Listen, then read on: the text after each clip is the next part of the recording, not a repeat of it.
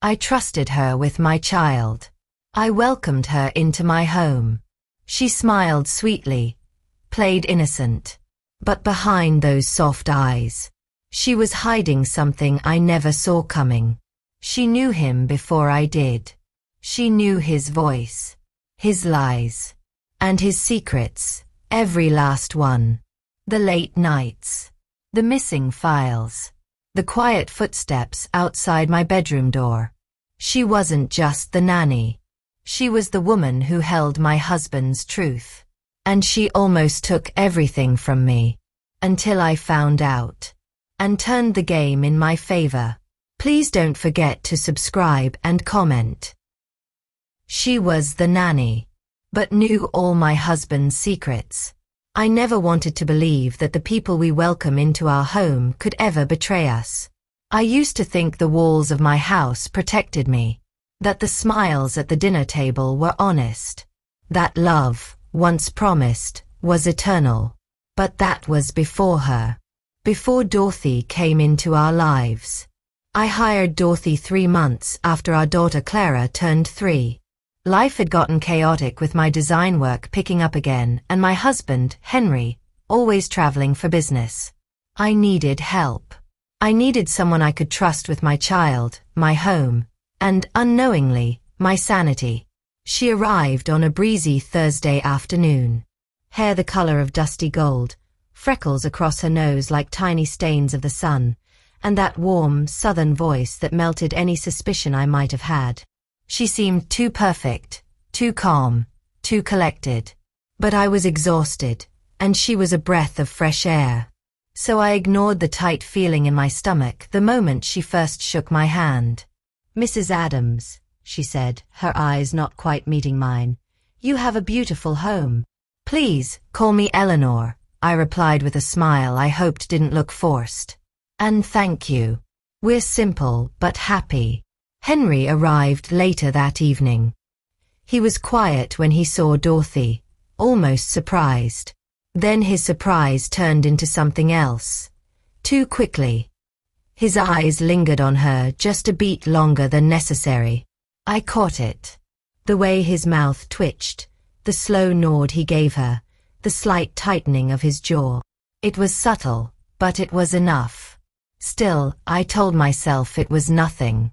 I had no reason to question my husband. Not then. Days turned into weeks. Dorothy was incredible with Clara. Patient, funny, kind. She sang to her in the mornings while making toast and packed her tiny lunches with shaped fruits and sweet notes. Clara adored her. And I tried to adore her, too. But late at night, I'd hear footsteps. Not just once or twice. Often. Sometimes I'd wake to see Dorothy's shadow moving past the hallway, as if she couldn't sleep. Other times I'd notice the faint glow of the kitchen light even past midnight. I convinced myself she was just adjusting, maybe homesick, maybe reading or drinking warm milk. And I never questioned it, until I noticed Henry wasn't in bed with me during those same nights. He'd return with an excuse. "I couldn't sleep," he'd say. "Was working on some files in the study." But when I asked him to show me what he'd been working on, his computer was always conveniently turned off. I started watching them. Little things added up. Like the time I saw Dorothy's hand brush his when passing the sugar bowl, and he didn't flinch. Or when they shared a glance I couldn't decode. Not flirtatious, exactly, but too familiar. Then one afternoon, I came home earlier than expected. Clara was napping upstairs, and I could hear faint voices in the kitchen. I walked in quietly, my heels barely touching the floor. The door was ajar. I stood in the shadow, listening. "I told you we have to stop," Henry whispered, voice low. "You knew this would happen," Dorothy said, her voice steady. "And you're not stopping. So don't pretend you're the victim." There was a silence. My breath caught in my throat. I could hear my own heartbeat. "I'm not the victim," Henry said finally. "But Eleanor." "She doesn't know," Dorothy interrupted. She has no idea what kind of man you are. And that was the moment something in me shattered. I stepped back as quietly as I could and made my way upstairs. I didn't cry. I didn't scream. I just watched Clara sleep for a long time, wondering how the world I built had cracked underneath me. That night, I didn't confront him. Not yet. I needed more. Something told me Dorothy knew more than I could imagine. So I changed tactics. I invited her to sit with me after dinner the next evening. We drank red wine by the fireplace, and I asked her about her past, softly, gently, like a friend. She hesitated, but then something in her shifted. "You ever keep a secret, Eleanor?" she asked, eyes on the flame. "One so heavy it presses against your chest like stone?" "All the time," I answered honestly. She turned to me. "Then you'll understand this isn't easy." She didn't name it, but the truth slipped between her words. Henry had met her before, in Dallas, during one of his business trips. She'd worked at a hotel he stayed in. A different name, a different life, but the same man, same lies. They had an affair. It lasted weeks.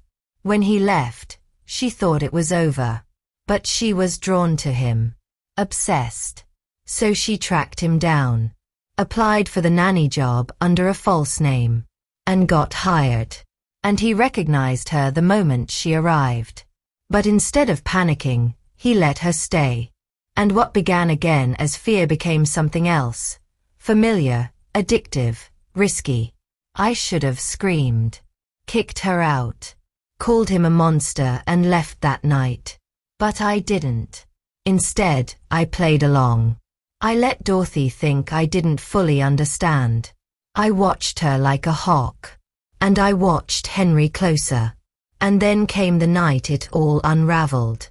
We were supposed to have a dinner party. Just a few neighbors.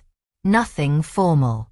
But 2 hours before guests arrived, Henry claimed he had a last-minute meeting and left without much of an explanation. Dorothy disappeared into her room. I found Clara playing with her dolls in the living room and told her to stay put while I went to grab a sweater from Dorothy's quarters. I opened the door. Her room was spotless. Too spotless. I was about to turn around when I noticed the edge of a file poking from beneath the dresser. I pulled it out. Inside were papers, photos, notes, printed emails, correspondence between Dorothy and someone named JG. Some were from Henry's company server. She'd been copying his emails, tracking his movements, keeping proof, not just of their affair, but of money transfers, offshore accounts, documents he never mentioned to me. She wasn't just the nanny. She was the insurance policy. A storm outside began rumbling as I sat on her bed, flipping through the file. My hands trembled. Not from fear, but from the realization of how deep it all went. He'd been planning to leave. Not just me. Everything. Start over. With stolen money. And possibly not even with her. I looked up and saw Dorothy standing in the doorway. "You weren't supposed to see that," she said, eyes unreadable. "I see a lot of things now," I replied, rising slowly. "I didn't mean to fall in love with him," she said. "You didn't fall in love," I told her. "You fell into a game. And now so had I." That night, I didn't sleep. By morning, I had a plan. I copied everything. Hid the originals. Told Henry the first found them while cleaning. He denied it at first. Then got angry. Accused Dorothy of betrayal. Tried to turn it on me. But it didn't work. Because I had the leverage now. I told him I'd keep it quiet. Only if he stayed. Kept up the image. For Clara. For our home. I wasn't naive. I just needed time. Time to protect myself. To build my own escape. On my terms. Dorothy left the next day. No goodbyes. Just silence. Her room empty, the air strangely still. Henry and I pretended. 4 weeks. Until I didn't need to pretend anymore. When I finally left, I took more than my clothes. I took the truth. The one Dorothy had held all along. The one I used to be blind to. Now, when I walk through my new home with Clara, who laughs and runs freely, I remind myself that sometimes betrayal doesn't destroy us. Sometimes it frees us. And sometimes the one you fear most, the quiet woman in the corner, knows exactly how to bring everything down. Because she was never just the nanny. She was the mirror. And I finally saw who we all truly were.